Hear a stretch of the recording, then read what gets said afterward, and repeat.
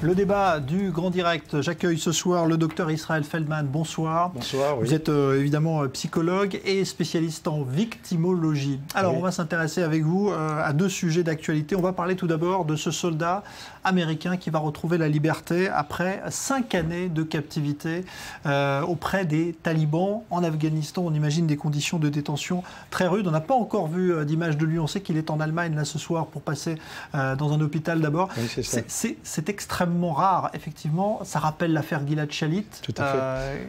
Comment est-ce qu'on peut ressortir d'une telle expérience ?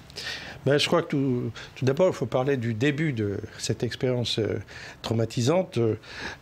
À la suite de la capture, en général, un soldat comme ça est obligé de réorganiser complètement sa personnalité pour survivre.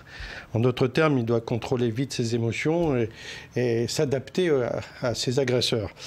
Du coup, cette adaptation, évidemment, elle est psychopathologique parce que c'est pas avec ça qu'on vit dans la vie de tous les jours. C'est pas en s'adaptant à des agresseurs. Donc, pourquoi est-ce que la personne fait ça ? Tout simplement pour éviter la mort. Parce que la peur envahit et puis, encore une fois, pour maîtriser les émotions et pas sombrer dans le désespoir. Et certains peuvent même aller jusqu'à se suicider, ce qu'on trouve dans les prisons d'ailleurs.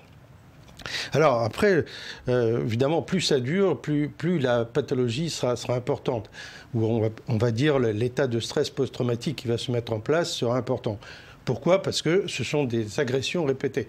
En général, je ne connais pas évidemment tous les détails de ce qui s'est passé pour ce soldat, mais en général, il y a des simulacres d'exécution, il y a des coups, il y a beaucoup de choses comme cela qui se mettent en place, au début surtout, parce qu'après, on le sait, le prisonnier va un peu s'attacher, et même beaucoup s'attacher à ses bourreaux. Alors, il paraît qu'il jouait au badminton avec ses gardiens, tout à fait, c'est étonnant. Tout à fait, parce qu'il y a une adaptation du psychisme, et on dit même qu'il y a une inversion des polarités psychiques, c'est-à-dire qu'il va s'attacher à ses agresseurs et tout d'un coup se mettre à haïr les gens qu'il aimait auparavant. Mais ça, il n'en parle pas tout de suite. Il faut parfois des années pour en sortir de cette reconstruction pathologique. Il y a eu des séries télévisées qui ont été faites sur de telles hypothèses. Il y en a une très célèbre qui s'appelle Homeland, Khatoufim ici en Israël. Est-ce que pour lui, vous pensez qu'il peut y avoir justement une méfiance peut-être de la part des Américains quand ils vont retrouver justement la liberté maintenant ? Est-ce qu'on va surveiller un petit peu comment il évolue dans son livre, ou est-ce que c'est du fantasme ? Non, je pense qu'il y a une méfiance des deux côtés. Tout d'abord, encore une fois, son psychisme a été complètement perturbé, donc il se méfie, en sortant de cette captivité, il se méfie de tout le monde. Il a peur de tout, donc il se méfie des gens, puis il faut qu'il se réadapte à une normalité. Quand, disons, aux troupes américaines qui le recueillent, effectivement, il faut faire attention, parce que parfois, ils ont été retournés comme dans Homeland, et c'est tout à fait possible. Tout à fait possible. Alors là, il va passer un séjour à l'hôpital, on n'a pas encore de durée, il est en Allemagne dans un hôpital militaire. Ça veut dire qu'on ne peut pas tout de suite lui donner, on va dire, sa liberté, vraiment retrouver sa famille. Tout ça se passe de manière progressive, il faut encadrer tout ça. Alors je pense qu'il y a deux choses. Il y a l'aspect sécuritaire, c'est-à-dire qu'il va falloir le débriefer, parce qu'il faut apprendre beaucoup de choses sur l'ennemi. Et puis ça c'est, je dirais, des spécialistes qui n'ont rien à voir avec des psys. Mais ensuite, il y a les médecins somaticiens, c'est-à-dire qui vont s'occuper de son corps, parce que en 5 ans, qu'est-ce qu'il a mangé, etc. Parce qu'il y a souvent des troubles alimentaires très importants après la capture, anorexie ou boulimie, enfin, tout ça est normal. Et ensuite, c'est le travail des psychotraumatologues, je dirais, qui vont peu à peu l'amener donc à retrouver la normalité, ce qui n'est pas évident du tout, encore une fois. Parce que pour lui, la normalité était ce qu'il avait connu pendant 5 ans. Alors on avait l'exemple en Israël, évidemment, de Gilad Shalit, qui a été, lui, retenu pendant 5 ans à Gaza. Est-ce qu'aujourd'hui, on sait s'il a retrouvé, justement, un semblant de normalité ? Est-ce qu'il y a des... J'étais venu ici, justement, pour parler de lui et en fait, ce que je disais, c'est qu'il vivait un peu comme un dédoublement de la personnalité, à savoir que, pour pouvoir survivre, il a dû faire ça, d'ailleurs, pendant la captivité.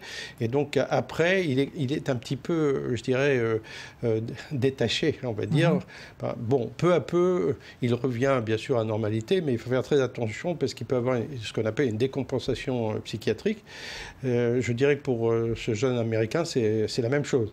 C'est-à-dire qu'il faut aller très, très doucement pour pour les ramener peu à peu à la normalité, c'est-à-dire à la vie de tous les jours.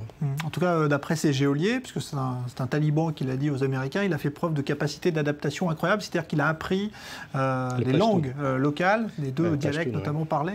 Ça, c'est quelque chose d'étonnant. On peut réagir très différemment dans ce type de situation. Lui a pris le parti justement de s'adapter pour survivre. Je ne crois pas qu'il a pris parti, ça s'est fait tout simplement. Vous savez que lorsqu'on est capturé comme ça, il y a une telle peur qu'on régresse complètement et on redevient un petit enfant. Alors les petits enfants, on sait très bien qu'ils apprennent très très vite les langues étrangères. Il n'y a qu'à voir ceux qui arrivent en Israël et qui peuvent apprendre beaucoup plus vite que leurs parents. Donc je pense que cette régression importante a fait qu'il a appris les langues locales comme s'il se reconstruisait pour pouvoir survivre. Ouais. Voilà, c'est mon explication. Ouais. Alors, docteur Israël Feldman, je voudrais qu'on évoque maintenant un autre problème, mais qui est d'actualité, c'est celui de ces combattants qui vont en Syrie faire le djihad, qui ne sont pas du tout concernés par le conflit. C'est le cas donc de ces Français, Belges notamment, on sait qu'il y en a plusieurs centaines. Et puis, donc, celui qui est revenu et qui serait l'auteur donc, de l'attentat contre le musée juif de Bruxelles, qui est donc un Français parti en Syrie faire le djihad. Est-ce qu'il y a une facilitation, on va dire, dans le passage à l'acte quand on vit des scènes de guerre comme cela? Nécessairement, il y a un risque de passage à l'acte après quand on revient. Ce n'est pas le cas de tous les soldats quand même.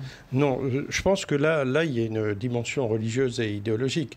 C'est-à-dire que, bon, ça a été très bien dit d'ailleurs tout à l'heure, dans le débat qui a précédé, c'est-à-dire que ce sont des personnes qui sont quand même formées ou déformées, ça dépend du point de vue, disons, à attaquer des cibles, que ce soit musulmanes qui ne leur conviennent pas, ou alors juives ou chrétiennes, etc. Bon, donc ça c'est une première chose. C'est-à-dire que je dirais que le passage en Syrie n'a fait qu'accentuer cette haine idéologique. Maintenant, effectivement, quand vous vous retrouvez dans les combats, etc., et que vous voyez des choses absolument atroces, il y a un risque. Et on sait très bien que beaucoup de soldats qui sont revenus du Vietnam, par exemple, ont sombré dans la délinquance. C'est pour ça que, bon, il faut faire très très attention avec ceux qui ont été combattants. Il va falloir les débriefer, les aider, etc., pour qu'ils ne sombrent pas eux-mêmes dans la délinquance et deviennent des tueurs, quoi. Ouais. Mais là, encore une fois, je dirais que c'est différent parce qu'il y a une dimension idéologique. Avant de partir, déjà, ils avaient ça en tête. Et c'est ça la grande différence. Ouais, donc il y a un conditionnement. Selon vous, par exemple, quand ce jeune revient de Syrie et décide d'attaquer le musée juif, est-ce que c'est quelque chose qui lui a été on va dire, demandé, ou est-ce que c'est un passage à l'acte qui peut s'opérer? Parce qu'on parle de loups solitaires. Est-ce qu'ils sont vraiment seuls pour décider de telles actions, ou est-ce qu'ils ont été peut-être préparés à ça avant? Écoutez, j'écris un livre en ce moment justement sur ce thème, et je compare l'action des virus, qui sont des toutes petites particules comme ça, qui peuvent faire des atrocités de par le monde, à ces terroristes isolés.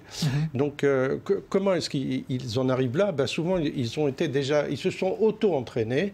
On l'a vu déjà pour pas mal d'entre eux, soit par le web ou alors par une intoxication dans des mosquées, etc., par des imams très violents. Et donc, ils étaient prêts déjà. Simplement, en allant en Syrie, c'est là qu'ils ont appris le maniement, ce qui a été dit d'ailleurs tout à fait justement tout à l'heure, à savoir le maniement des armes, des explosifs, etc. Parce que ce qu'on a noté quand même, c'est que l'agresseur, le tueur donc à Bruxelles, était tout à fait professionnel. Il n'a pas à paniquer, etc., etc.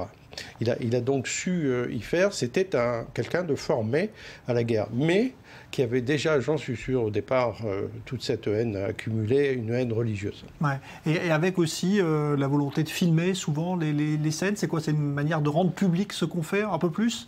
C'est ça, mais c'est aussi parce que ça va circuler sur la toile, c'est-à-dire dans le web, et là, ça va susciter d'autres vocations, entre guillemets. Ouais. D'ailleurs, on a vu la sœur de Mohamed Merah, elle a disparu, on pense qu'elle est en Syrie. Donc, vous voyez, tout ça, ça entraîne d'autres recrues, je dirais. Donc on n'est peut-être pas à la fin, évidemment, de ce genre d'action, ce qui n'est pas très rassurant. Merci beaucoup, docteur Israël Feldman. Je rappelle que vous êtes psychologue, victimologue, et que vous avez écrit de nombreux ouvrages sur tous ces sujets qui sont, hélas, éminemment d'actualité. Merci d'avoir été l'invité du Grand Direct ce soir pour évoquer donc ce dossier. Dans un instant, le retour de l'actualité et justement les dernières informations concernant l'arrestation de ce suspect présenté comme l'auteur de l'attentat contre le musée juif de Bruxelles. C'est la fin du Grand Direct. On se retrouve demain, nouveau journal à venir dans quelques instants.